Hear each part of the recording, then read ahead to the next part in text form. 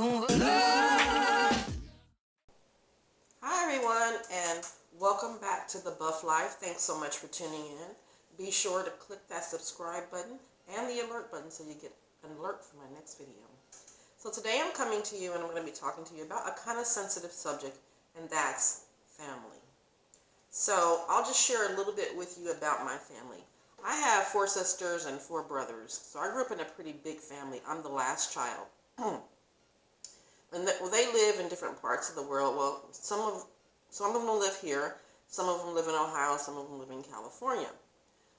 So when I was about the age of 3, my oldest sister passed away, and she passed away of cancer. So I don't have a lot of memories of her. So when I was growing up, I just had my other 4 sisters and my 4 brothers, and pretty much they raised me most of the time. I don't recall a lot of times with my own mother and father. They may have been working or what have you, but I just really remember being around my brothers and sisters. Now, as I got older, like when I turned 8, we moved to California, and that was a big change in life for me because it was a whole new surrounding and different culture and everything out there. And so I spent most of my life in California growing up there. And since I was the youngest, I had a 7-year difference between me and my next sibling. So I never really had a connection with a brotherly and sisterly type of thing. It was always a big gap between us. So as I got older, I didn't find myself growing closer to them. I kind of felt myself pulling further and further away. And I never felt like I could say, that's my big sister and my big brother. It just felt like, oh, that's my family. And that's it. And it never made me sad. I think the only thing in my family that made me sad was the fact that my grandmother on my mom's side passed away when I was very young. And I hated that because I didn't get the chance to spend time with her like the rest of them did. And it was like something that I always think about. I still think about it. And I hear them tell stories about her, and I don't have those memories because I was like 7 years old when she passed away, I believe, almost 8, because we moved out to San Diego right after she passed away. So there was nothing there for me to take with me for memories, just 1 or 2 times that I actually can remember her physically being there and seeing her. So as I said, I moved on to California. We were out there for a while. And out there in California, things became a little bit different because my family was in 2 different directions at that point, California and Ohio at that point. And so I think I had most of my sisters, I think all my sisters were there in California at one point, and then 2 of them moved away. So I grew up mainly with my older sister being in my life more than anyone and being more close to her than anyone. And even to this day, I'm just closer to her more so than anyone else in my family. Now, currently, I don't really have a lot of conversations or talk to my family at all, except for my sister. And that's due to the negativity. I am already going through a very rough time in my life with kidney failure and dealing with the things that come with the kidney failure. And people who are insensitive to that, I can't really be around because they don't understand it, they don't get it, they don't try to get it. And I felt like my sister, that's the older sister, she always was there. Like she knew when I went through it, she was coming to see me when I was at dialysis unit. She would come and talk to me, bring me food, just really be the sister that I always anticipated she would be. And she would come out of her way. She didn't have to come and see me, but she made sure she did. So I was always close to her. Whenever I was in need, she was always there for me, and I value her to this day. But the rest of my family, I never really felt close to any of them because they just never came off as very welcoming to me. I always felt like I was the last child, and I was not looked at as being a part of the family.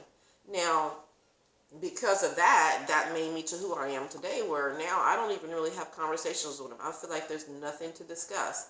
When I'm in their presence, I feel negativity. I feel like they have nothing nice to say about me, and they don't even know me. They know really nothing about me. They don't know that I like to shoot YouTube videos. They don't know I write. They don't know I do blogs. They don't know I do poetry. They don't know I write music. They don't know anything like that because they never, ever wanted to know. All they can do is speak negatively.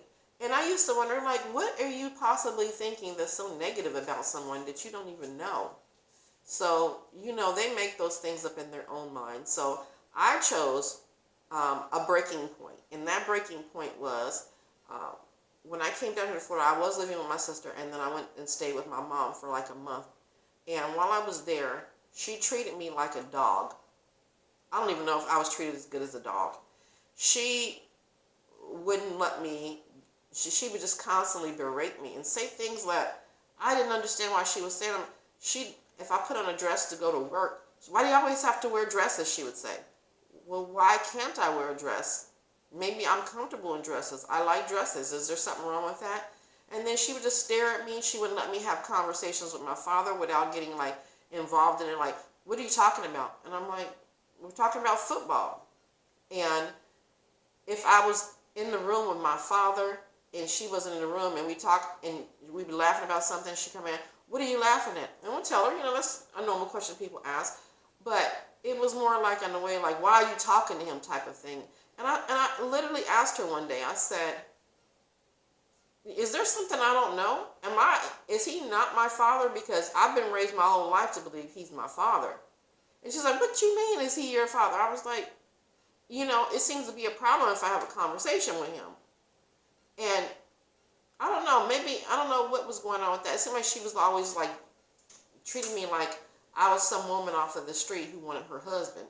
And it was just a very weird feeling that I didn't like being around. So I just eventually stopped coming to the apartment and stayed away. I didn't want anything to do with it because she got to the point where I would come out the room. I couldn't put anything in the refrigerator. I wasn't allowed a key to the door. I wasn't allowed access to the front gate. So even if I wanted to come, I had to try and wait for somebody to come in the front gate outside of the apartment community to get in. So I just stopped going there completely, and I stopped even talking to him because it was like a very unpleasant situation to have your own mother treat you like you were somebody off of the street. Now, let's flip the script for a moment. Her and my father lived at my apartment with me in San Diego for a while. I never treated them like that. My sister, they lived with her. She never treated them like that, but they treated us the worst out of everyone. So now I don't have any curiosity as to why I don't have an attachment toward them. I know they're my parents, and I care about them, I love them, but I don't want anything to do with them because I feel like the more negative they are, it's not positive for me. I don't need negativity in my life, and when you're dealing with a condition that I'm dealing with, you definitely don't need negativity, and you don't need people around you who don't understand what's going on with you and don't want to understand. So I always felt like they treated me as if, I should be doing this and I should be doing that, when I'm like, do you understand what I'm going through? I can't just up and do this and up and do that. But it was like putting a burden on me that I didn't need to have put on me, in other words. So I have no attachment with them at the point, I like to where it's a close relationship. I can honestly tell you I haven't spoken to them in probably over a year or two, maybe. But I hear about them through the grapevine from my oldest sister because I still talk to her. I don't talk to any of my brothers. I don't talk to any more of my sisters. I just leave it alone. And I felt like, I'm the one person in the family who was kind of open to all of them. Like I didn't really grow up with them. I was a kid and they were teenagers when I was growing up. But if you have common parents, you would think that you would have a little bit more closeness. And be honest with you, I find them a little shady. And now, I say that is, they'll look you in the face and talk about you really bad. And I just don't like that because I feel like, you're supposed to be there for one another as a family. You're supposed to, be that one light at the end of the tunnel that when you're going through something, your family should be there for you. But that's just not the case. So I grew up, I went on to college and got my bachelor's degree, and I went to school. I was always a person that liked studying and learning new things. And I made a life for myself, and the one thing I take pride in is that I didn't go running back home. I left home when I was very early age because it was just a cold home, and it was no love there for me. It just felt like they just very cold towards me. And at some point, I just decided that, hey, that's just not where I wanted to be. I'll make myself a better place and surround myself with positivity. So as I speak to you today, like I said, the only reason I brought this video up today is because I was talking to my sister on the phone, and I was laughing with her. We were on the phone for over maybe an hour, maybe 2 hours, just laughing and talking, as we usually do.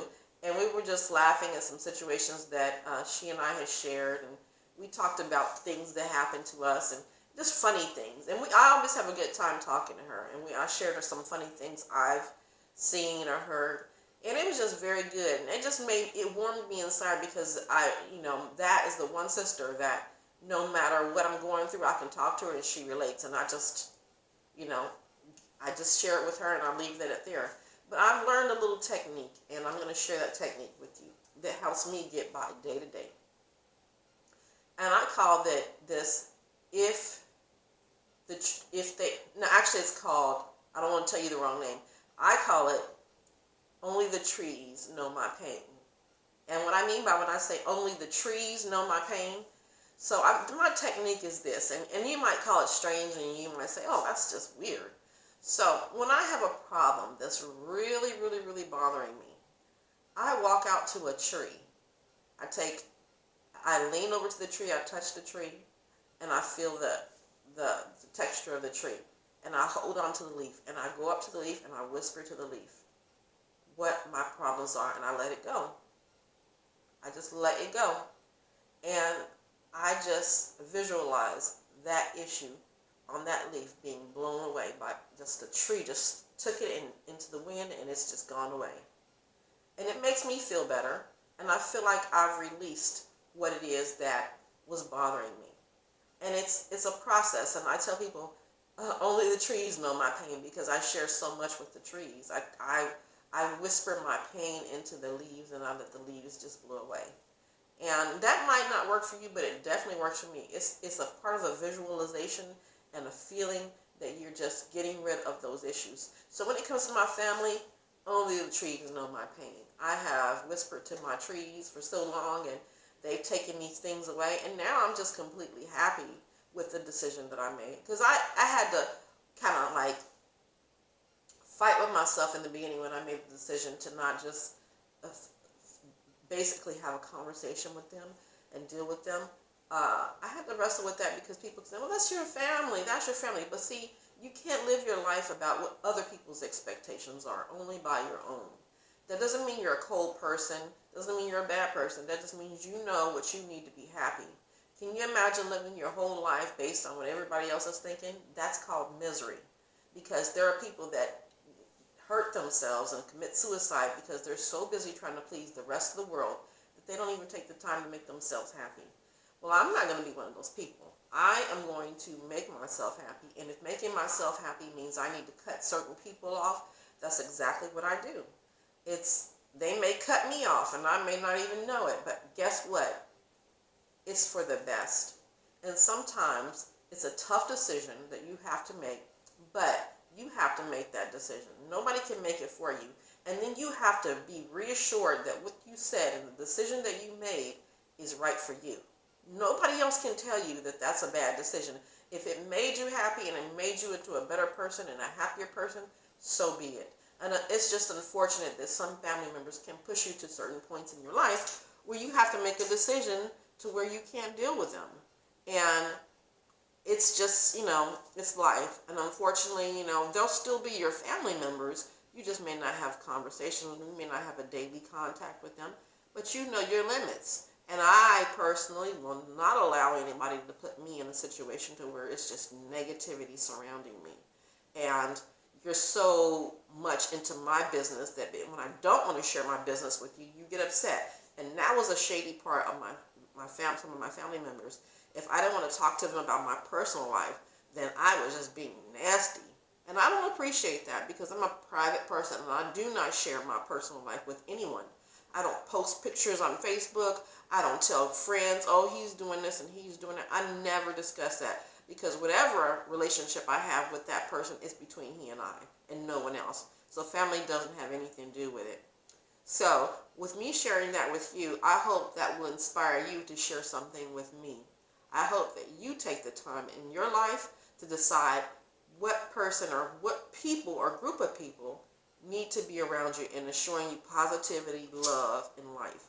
Because negativity has no room in your life, in your heart. You have to be the best person you can be, and you have to support yourself and think of yourself at certain times, because we can't live our lives on what everybody else wants us to do. It's all about your life, which is a very short life. So live it to the best of your ability and live your best life. Thank you so much for tuning in to The Buff Life. I really appreciate you watching this, whoever's watching. And if you have comments, please make sure you share them below. I'll be happy to get back to you if you have any questions. Thanks once again. Don't forget to click that subscribe button, and I'll see you soon. Thank you, and take care. Bye.